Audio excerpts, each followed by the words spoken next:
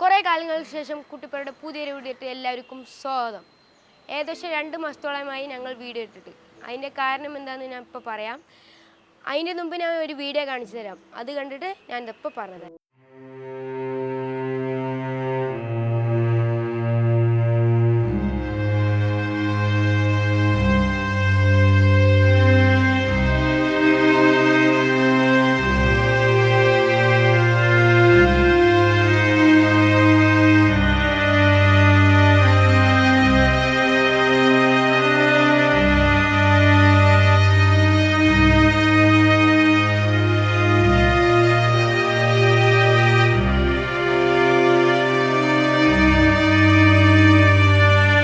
കണ്ടില്ലേ, ഇതേപോലെയാണ് എൻ്റെ 5 ജോഡി പ്രാവൾ ചത്തുപോയത്. ഇതേപോലെ പെടഞ്ഞ് 5 ദിവസത്തിൽ മൊത്തം പ്രാവൾ, അതായത് 10 പ്രാവൾ എൻ്റെ നിന്ന് പോയി.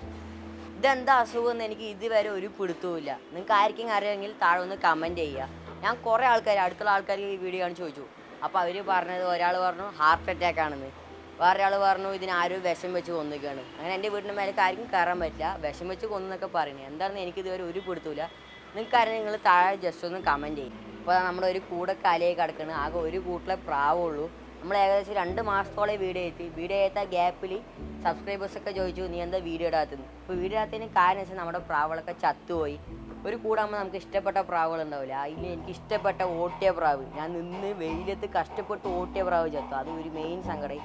പിന്നെ എൻ്റെ മെയിൻ റൈവൽസ്, ഞാൻ പ്രാവ് കുടിക്കാനും അതിനും പറപ്പിക്കാനൊക്കെ ഉപയോഗിക്കാൻ എൻ്റെ മെയിൻ റൈവൽസ്, ഞാൻ മുട്ട മാറ്റി വെച്ച് സ്വന്തം കുഞ്ചെടുത്ത ആ പ്രാവളൊക്കെ ചാകുമ്പോൾ നമുക്ക് എന്തായാലും ഒരു സങ്കടം. ആ സങ്കടം കാരണം ഞാൻ 3 ദിവസം വീഡിയോ ഉണ്ടായിരുന്നു.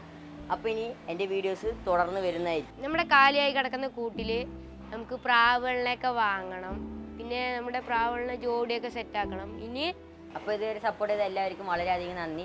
അപ്പോൾ ഇനി ഞങ്ങളെ മുന്നോട്ട് നയിക്കാൻ പോകുന്നത് നിങ്ങളുടെ വലിയ സപ്പോർട്ടാണ്.